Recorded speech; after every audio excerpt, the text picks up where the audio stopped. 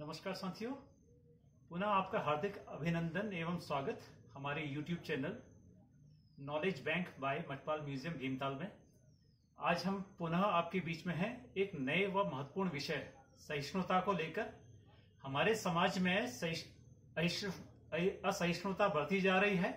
दूसरों के विचारों को सहन न कर पाना और अपने को ही सही मार्ग पर समझने की प्रवृत्ति भी बढ़ती जा रही है। अतः आज आवश्यकता है सहिष्णुता के सही अर्थ को समझने एवं असहिष्णुता के समाधान को जानने की। इसी विषय पर हम चर्चा करते हैं भारतीय दर्शन शास्त्र के पुरोधा पद्मश्री डॉक्टर यशोधर मटपाल जी से। वो हमारे बीच में है, वो इस विषय पर आपको जानकारी देंगे। मित्रों, यह सचमुच आश्चर्य का विषय है कि जितना हमने आज वैज्ञानिक प्रगति की है, संचार के साधन बढ़ाए हैं, पूरी दुनिया छोटी हो गई है। दिल्ली से न्यूयॉर्क 17-18 घंटे में पहुंच जा रहे हैं। इतना ही नहीं, हमने अंतरिक्ष से इस पृथ्वी के गोले को देखा। तो आज जितना हम एक दूसरे के करीब आ गए हैं, पूरी दुनिया आज एक परिवार की तरह बन गई है। लेकिन हमारे दिलों की खटास, हमारे दूसरे के मत को सहन न करने की जो हमारी क्षमता है, वो भी दुर्भाग्य से वो बहुत कम होती जा रही है।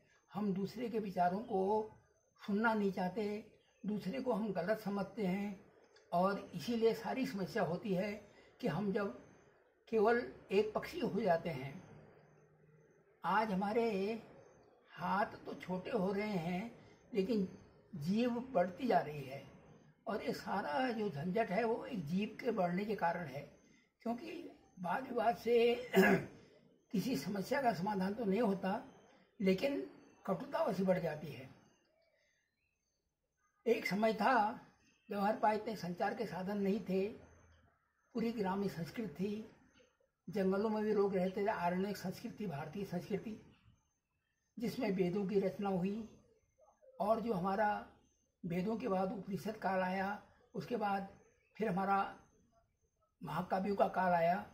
इस समय तक हमारे विचार बहुत उदार थे। हमने दूसरे को कभी एकदम गलत नहीं समझा। और ये भारत की भूमि है कि जिसने अनादिकाल से हर एक का स्वागत किया, परदेशी को भी अपनाया, अनजान व्यक्ति को भी हमने अतिथि मान करके उसको देवता का स्थान दिया और उसके विचार हमने सुने। यहाँ वैचारिक भिन्नता तो हुई, लेकिन मन में खटास कभी नहीं आई। मैं आपको कुछ उदाहरण देता हूँ कि सबसे प्राचीन ग्रंथ ऋग्वेद में एक शब्द है बहुधा। बहुधा का अर्थ है कि कई प्रकार से उसका माने एक जो हमारा विचार है उसके कई सारे रूप हो सकते हैं। हम जिस चीज को सही समझ रहे हैं उसका एक दूसरा पक्ष भी हो सकता है। जैन धर्म में 2500 साल पहले एक श्यातवाद चला था। श्यातवाद का अर्थ था कि भाई संभव है कि जितना सही मैं हूं उतना ही आप भी हो, माने आप कभी गलत है ऐसा हमने कभी नहीं माना। तो जो हमारे वैदिक ज्ञान था उसमें ये एक सूत्र है इस बहुधा का, और इसका कई बार इसका वर्णन आया है, कई बार इसका उल्लेख हुआ है कि एकं सद विप्रा बहुधा भजन्ति, कि सत्य तो एक है लेकिन विप्र लोग, विप्र माने ज्ञानी लोग, उसको बहुत प्रकार से जानते हैं। वैसे ही है जनंग विभ्रति बहुधा विवाच्य संग नाना धर्माणं पृथ्वी अशोकतम, माने नाना प्रकार के जो विचार वाले लोग हैं उनको यह पृथ्वी माता बड़े प्रेम से उसको धारण करती है। एक ज्योति बहुधा समिद्वी, माने समिधाएं बहुत सारी हैं, लकड़ियां अलग अलग रंग की हैं, लेकिन उनसे एक ही ज्योति निकलती है, एक ही आग निकलती है। वैसे ही नाना धर्म है, यहाँ गायें अलग अलग रंग की हैं लेकिन दूध उसका सफेद होता है। तो ये जो इस प्रकार की बहुधावाद हमारे समाज में था, उससे क्या था कि हम दूसरे को विचार को हम गलत नहीं समझते थे। और एकत्वेन पृथक्त्वेन बहुधा विस्तुमुखम, इसमें सबसे अच्छा उदाहरण हमारे पास जो आज चिर परिचित है भगवत गीता। उसमें विरोधी विचार वालों को कभी उन्होंने मूर्ख नहीं कहा, अज्ञानी नहीं कहा, बल्कि उन्होंने कहा कि वो कवि हैं, क्रांतिदर्शी, विचक्षणा है, उनकी बुद्धि तेज है और मनीषी हैं।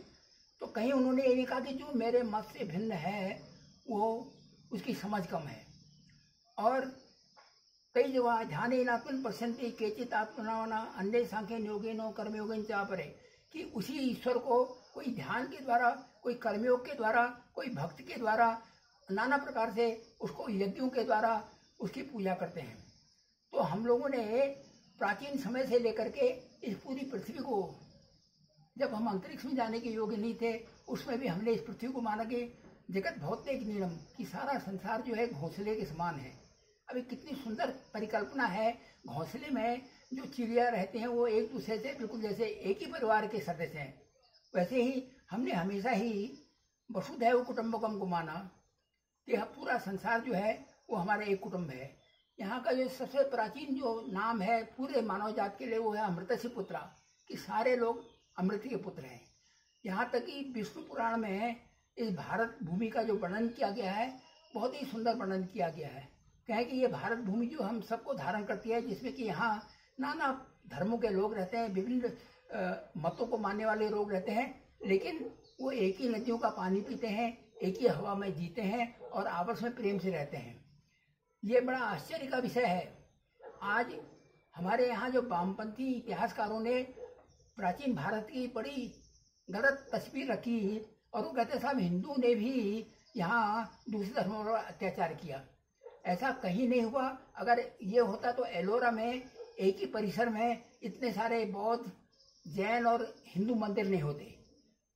हम लोगों ने हमारे यहाँ भी जितनी भी मूर्ति शास्त्र है, मूर्ति शास्त्र में हमने भगवान बुद्ध को भी देवी और देवताओं के बीच में पूरा स्थान दिया है।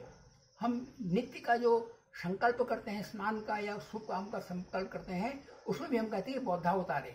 हमने ये नहीं कहा कि बुद्ध ने हमारा विरोध किया, जबकि भगवान बुद्ध ने कई वैदिक परंपराओं का विरोध किया, लेकिन हमने उनको अवतार माना।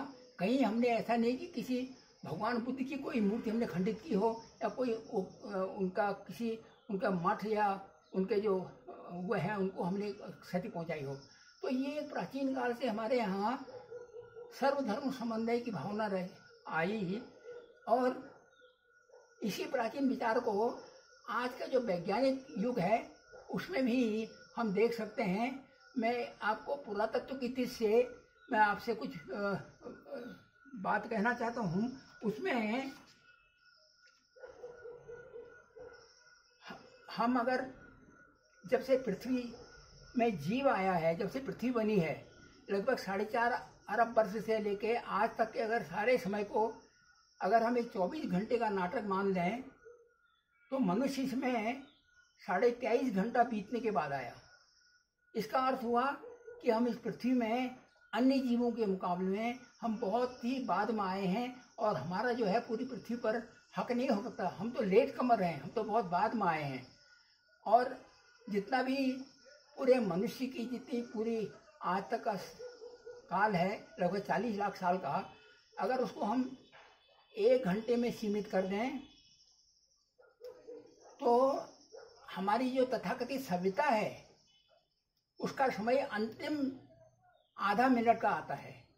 इसका अर्थ हुआ कि सारी मानव जाति का 59.5 मिनट तक एक धर्म था, एक आजीविका थी, एक प्रकार का रहन सहन था। तो ये जितनी भिन्नता आई वो केवल इस सारी जो आज लड़ाई हो रही है वो इस आधे अंतिम मिनट की हो रही है। अब इसको हम एक दूसरा पुरातत्व का पैमाना आपके सामने रखना चाहते हैं। पुरातत्व के हिसाब से मनुष्य 25 साल में नई पीढ़ी को जन्म देता है, माने एक युवा 25 साल में अगली पीढ़ी को जन्म देता है। तो इस हिसाब से अगर हम लगाएं तो हमें पता चलेगा कि 100 साल में 4 पीढ़ियां गुजरती हैं। अब इस मापदंड से अगर आप देखें तो उसमें 80 पीढ़ी पहले कोई ईसाई नहीं था, 25 पीढ़ी पहले कोई सिख नहीं था, 56 पीढ़ी पहले कोई मुसलमान नहीं था, 100 पीढ़ी पहले कोई बौद्ध और जैन नहीं था, 200 पीढ़ी पहले कोई आर्य हिंदू नहीं था, लेकिन हम मनुष्य लगभग 1.5 लाख पीढ़ियों से हैं। अब आप सोच सकते हैं कि हमारी जो भिन्नता है, आज की जो हमारी तथाकथित जो सभ्यता है, वो उस मुकाबले में कितनी कम है, क्योंकि हम सब पूरे पृथ्वी में मानव एक ही तरह से हजारों लाखों वर्षों तक रहा। तो ये हमारा एक सामान्य अतीत रहा है, एक प्रकार की आजीविका रही है, एक प्रकार का जीवन रहा है। जो कुछ भी भिन्नता है वो केवल क्षणिक है। आप सोच सकते हैं कि अगर हम 1.5 लाख पीढ़ियों से हम इंसान हैं, तो हमारे ये कितने कम समय है कि 56 पीढ़ी पहले कोई मुसलमान नहीं था, या 100 पीढ़ी पहले कोई सिख या ईसाई नहीं था, और 80 पीढ़ी पहले कोई ईसा मसीह को मानने वाले लोग नहीं थे, बौद्ध और जैन धर्म को मानने वाले लोग 100 पीढ़ी पहले नहीं थे। लेकिन हम सब इंसान बहुत लंबे समय से हैं। तो ये अगर हम अतीत का सबसे प्राचीन साहित्य देखें और आधुनिक विज्ञान के अगर हम उस दृष्टि से भी हम सोचें, तो हम लोगों का ये जो दूसरे को सहन न कर पाना, ये बड़ा दुर्भाग्यपूर्ण है। क्योंकि आज न तो हिंदू खतरे में है, न मुसलमान खतरे में है, खतरे में है मानवता। हम अगर इस पृथ्वी में रहना नहीं सीखेंगे, तो हमने ऐसे अपने ही विनाश के ऐसे अस्त्र बना दिए हैं कि सारी मानव जाति खत्म हो जाएगी। और ये सुंदर पृथ्वी, जिसमें कि केवल पूरे ब्रह्मांड में एक पृथ्वी ग्रह ऐसा है कि जहाँ ईश्वर ने पानी दिया है, जहाँ ईश्वर ने हरियाली दी है, जहाँ ईश्वर ने नाना प्रकार के जीव जंतु दिए हैं, जहाँ ईश्वर ने नाना प्रकार की खाद्य सामग्री दी है, उस सुंदर सी धरती को हम बजाय सुंदर बनाने के लिए अगली पीढ़ियों को हम एक दूसरे